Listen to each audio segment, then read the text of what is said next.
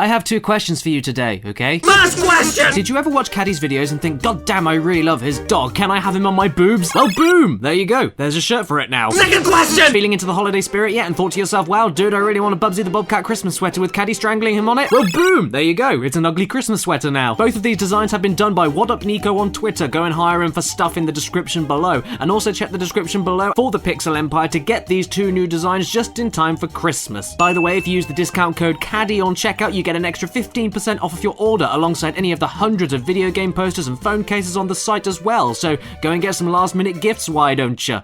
You haven't got long. Tick tock, tick tock.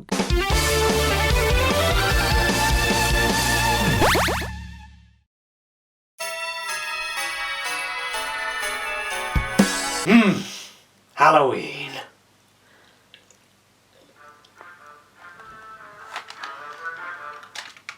Hello? Hey, it's me. Oh, it's Jill. How are you doing? It's Gil. Jill. Gil, with a G. Like a fish? Yes. Not a sandwich? No. So, Jill, why are you calling me up? Sorry that I didn't recognize your voice. You know, the Game Boy Advance screen doesn't show you who's ringing. Shut up. I was just making sure you got my package. Huh? What package? Oh, nothing special. It's just an early Christmas present I wanted to give to you. Oh, yeah. There it is. Oh, sorry about that, man. The delivery drivers didn't ring the bell to let me know they posted it. I'll go and open it now. I'm so excited. You're just too kind, you know. You didn't have to do this. Now I just feel bad for not getting you in it. This is a physical copy of Mighty No. 9. What the fuck is wrong with you? Well, I was gonna get you Mega Man 8 on PS1, but have you seen how much that shit's going for on eBay? It's like 200 quid for a physical copy. Did you just say quid? Yes. Quid, dosh, readies, bread and honey. Wonga! Never say another British slang word ever again. Anyway, I'm not going to be playing this shit. I mean, I can always emulate Mega Man 8 if you want to join in on a video about it. Alright, cool. I mean, that sounds better than playing that dumpster fire KG Inafune made. Wait, did you not get me anything? No.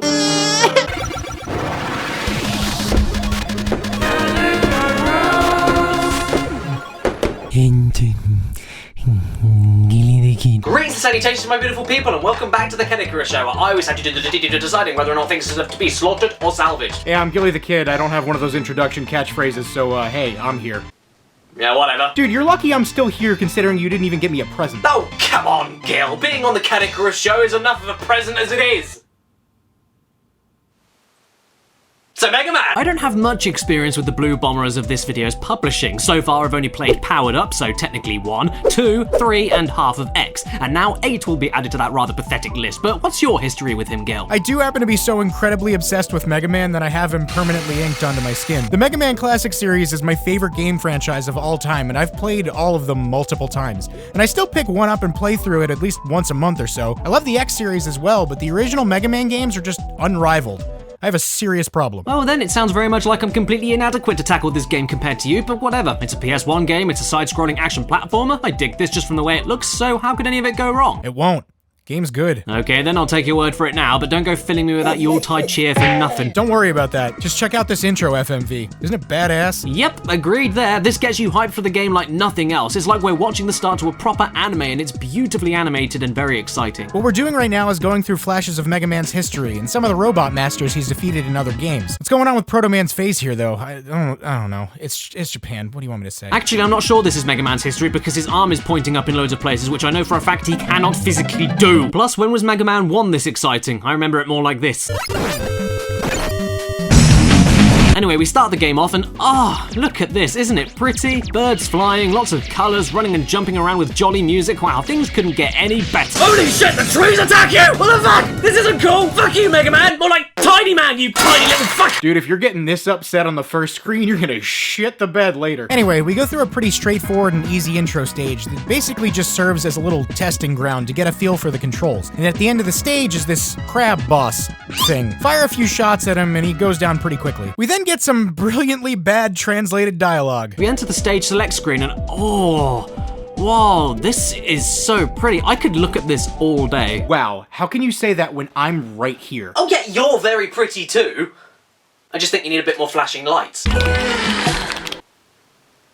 Nice weather we're having, isn't it? It's freezing out. Just like your heart! Okay, so I'm doing alright. I picked Grenade Man as my first robot master, and this stage is really fun actually. It's challenging but a decent place to start in my opinion. And here we go. Here's my first proper boss. I'll be nice on you! Oh, did he just say he'll be nice on me? Oh, that's so kind of him. He must know that this is my first Mega Man experience for a couple of years now. Oh god, I'm expecting a nice comfortable ride here. What?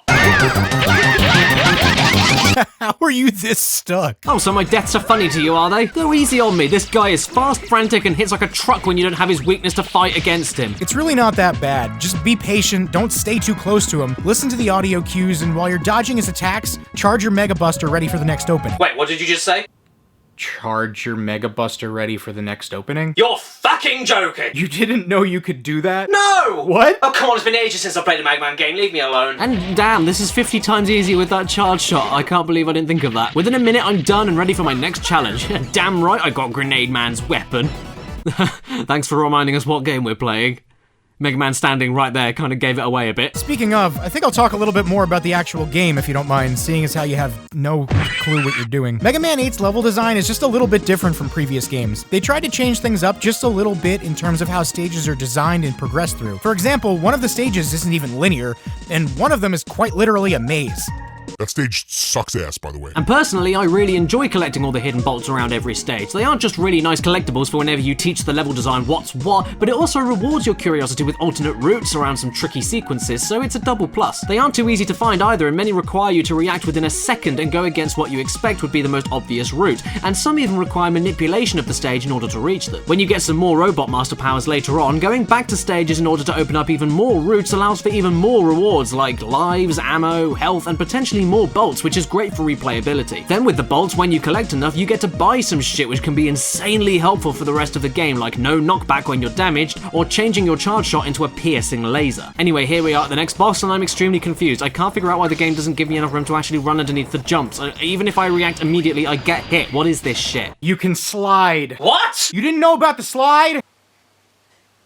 Yes? I'm embarrassed to even be affiliated with you. Keep your fucking collab, I'm out. Well, fine then. Fuck off, Jill Sandwich. So I'll just say this while Gil isn't here. Fuck these board parts! It's hard enough trying to react in frame-perfect timing with a HD TV delay, but even without that, after most of the slides you perform, you are given literal milliseconds to make huge jumps afterwards. And even after I died multiple times at the same parts and I knew what was coming, I still died on most of my replays. You literally just can't react until the very end of the platform is already...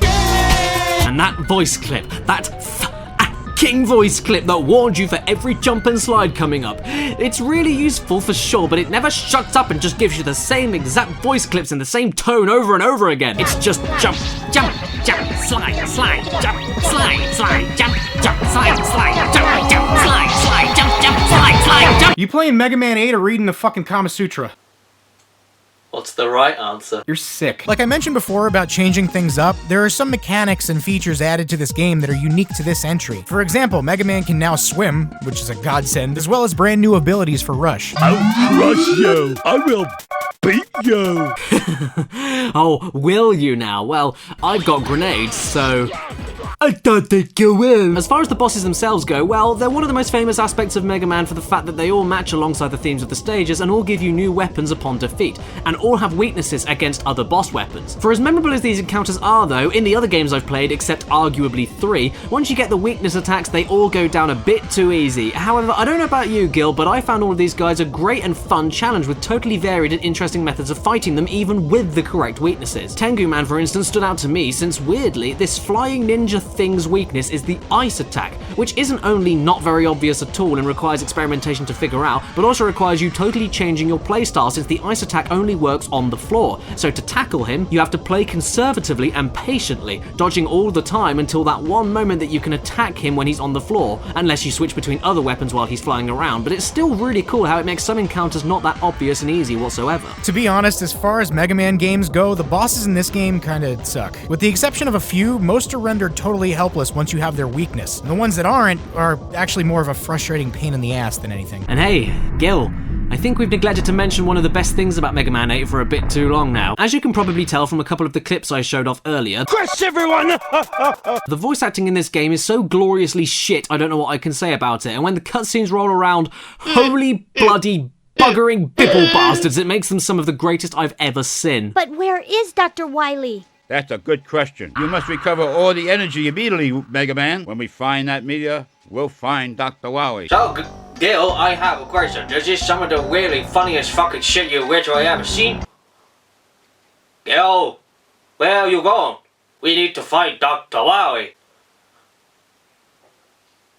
How about your pussy? Okay, should we talk more about the game then? Great! Where did you go? Dude, ragging on Mega Man 8's voice acting has been done to death. We all know it's bad. I'm not gonna be any part of beating a dead horse on YouTube. Oh, okay then. Before we carry on though, here is Rush the dog screaming and yelling like he's having the jolliest orgasm. Okay, stop. I'm not sorry. This game looks great. Colors are a bit soft, and it's not quite as memorable as my favorite art style, which goes to Mega Man 7, but it's definitely a vast upgrade from the NES games. As iconic as Mega Man's 8-bit sprite is, I always thought this game and 7 were a better representation of what Mega Man really looks like. The music is pretty cool too, since the game's audio isn't constrained by the console. As much as I love the chiptune stuff, it's cool to hear the first Mega Man game whose soundtrack wasn't hindered by the limits of a sound chip. I gotta say, man, this game is seriously pretty. I love the visual design and colors of every stage, and the amount of things exploding and particles flying everywhere. It feels like you're playing within a proper interactive anime, and the smooth frame rate makes it all the sweeter. The FMV is pretty great quality stuff too, even when the actors don't seem to care at all about what they're doing. My name is Duo. I was born with the sole purpose. And when they care a little bit too much about what they're doing. Shut your hole! Have you ever noticed that Mega Man's breathing animation is really fucking weird? All they've done is squeeze and stretch some pixels of his sprite to simulate breathing, and it looks fucking ridiculous. Wait a second, isn't Mega Man supposed to be a robot? Why is he breathing? Every other robot in the game has no breathing cycle. What is this? Capcom, explain! So I was surprised by how good this game looks for sure, but going back to level design, I was also surprised to see more emphasis on platforming and not just shooting everything over and over again. It broke up the game really nicely with the timing testing, and even the odd stage has puzzle solving under pressure and more non-linear progression, such as trying to open a door by finishing mini challenge rooms in any order that you'd like. Astro Man stage even has lots of exploration with button pressing, which I thought was really awesome stuff. I won't hold back. Oh, I don't want you to hold back with a sword that big. What the hell is wrong with you? And hey, this game may be a lot more forgiving than other Mega Mans. Mega Man's? Yeah, Mega Mans. Oh wait, that does sound weird. Mega Man's? Mega Men? Ugh, no. Anyway, this may be more forgiving than some of the other games because of the continue points in all of the stages halfway through the levels if you lose all of your lives, but you still need to put yourself in harm's way and scavenge for every single life you can, especially for the bosses, because there's nothing more frustrating than losing them all there and starting from the middle of the lengthy stages all over again. And yes, you may lose a lot of your lives from a few instances of bullshit and not just the board riding. There are these parts where you have to swing perfectly on these grapple points and jump the gaps in one shot, or else die instantly and lose a precious life. And it's even better when you have to do that, but then a door appears off screen that you couldn't see coming, and then you need to shoot that down after you swing in order for you to make it across. That shit's irritating. And do not get me started on this bit in Wily Fortress Stage 1. Why is the timing so strict? Christ almighty! Yeah, I mean, I'm in total agreement with you. There weren't too many bullshit moments for me, but the worst one is by far that grappling fucking bullshit. And you know what? I really think the upgrades you can purchase could have been a lot better. I only got no knockback and laser shot because the rest I didn't feel were worth the high bulk cost because of how pickups in the stages are pretty frequent. Especially once you get 2 or 3 boss weapons, you can just start getting through the stages a lot more comfortably without wasting much ammo. Plus, Roll, I don't know what you're wearing here, but I think you have some explaining to do. I don't know though, I'm not a Mega Man guy, so what do you think about this? Yeah, in my experience, most of those upgrades were pretty useless. The only 3 which I think are good are the no knockback one for obvious reasons. The auto fire upgrade is actually pretty handy unless you need to climb ladders, and to be honest, it may seem pointless to get the extra life upgrade, but that comes in really fucking handy at the end of the game. Luckily though, I did find countless uses for nearly every single weapon dropped from the bosses. These were all pretty badass and not just for defeating bosses a little easier. Personally, my favourites were the Flash Bomb because it leaves such a huge and long-lasting damage area, the Thunder Claw because it can swipe through a large row of enemies in a second, the Flame Sword because it's insanely powerful and great for panicky in-your-face last-minute attacks, and the Water Balloon because it's basically a much more powerful Mega Buster with, yes, shorter range, but lots of ammo for a special weapon and basically became my new default attack once I got it. Flame Sword's tight, ball's fucking lame. Never used it. Except, well, forget it. And hey, Gil, aren't you proud of me? I'm a Wily Fortress all by myself. What's so funny? Oh, nothing. You'll see soon enough. So anyway, We reach Wily Fortress and get through a steadily increasing and challenging series of levels, which are fun enough. And then we have a boss here, which, oh, okay, I died, no big deal. Let's try that again. There's a boss here, which, okay, what do we even do here, Gil? Help me. Oh, I see, we have to hit the bottom thing here. A tornado hold should do it. Wait, what the fuck? Why doesn't that work here? It works everywhere else in the game, but not here. Stop laughing! It's not funny! Look, this is bullshit. You have to use the ball kicking power-up, which does have its uses in the stages, but is the most awkward and useless attack in the world on this boss that, despite being its weakness, is a total pain in the ass to aim where you want it to go. The target isn't down for long enough, it's impossible to aim accurately, insanely difficult to aim and shoot before the target goes, and then attack and dodge every single attack dropped by the boss without losing tons of health. This fight is a random fucking guessing game and it's a load of shit. Even when you know what you're doing, it's nearly impossible, and I just could not aim upwards and attack without something dropping on my head milliseconds afterwards. This fucking sucks. And then you get a flying rush section later on that kills you instantly if you don't get through these moving corridors fast enough. But unless you know that they're coming up so you can get right up their asses immediately, you will not be able to zigzag back and forth through them fast enough and you lose another life. Are you enjoying this? Yep, no shame. I live for this shit. Huh. Alright then. Whatever turns you on, I guess. Hell yeah, it does. Okay, then moving on. Now I'm at the last boss, and it's a pretty intense final fight, to be honest. It's even got 2 phases you need to do on 1 life, and even with Rush coming in to help me with health pickups halfway through the fight, I still only managed to beat Dr. Wily with literally a fingernail of health left. Damn, that's satisfying. Oh, really? Dr. Wily? You seriously begging for forgiveness 8 games in? Why does this keep happening? And hey, entirely coincidentally, as we were making this video, the 11th classic Mega Man game was announced, so it's obvious. Unless Mega Man executes Wily at the end of the game, it'll never fucking stop. and after all of this, Mega Man 8 gets the salvage today. But you don't have the game box. No, but you do. And overall, I thought Mega Man 8 was great. I'd rate it 8 out of 8 on a plate while I'm on a dinner date with Gil. I really don't know why I decided to do this with you. And hey, do you want to close this video off by talking about some of the main differences between this and the Saturn version? No, I can't take this anymore. I won't take you on a dinner date if you talk about it. So the Saturn version of Mega Man 8. I won't go into too much detail, but in the Saturn version, there's bosses that are completely omitted from the PlayStation version, and it's fucking bullshit. I definitely much prefer that version, even though it's really inaccessible and expensive, because there's just more content that you don't get in the PlayStation version. And the really annoying thing is that they've never re-released it or ported it to anything, so the only way that you can play the Saturn version is by either owning a copy, which is really fucking expensive, or emulating it. Well, that's very interesting, Gil, but you fell right into my trap because you talked about the Sega Saturn on my beloved PS1 show. You gotta be fucking kidding me. And don't forget, if it's your birthday today while watching this video, happy friggin' birthday to you, and please remember to stay beautiful.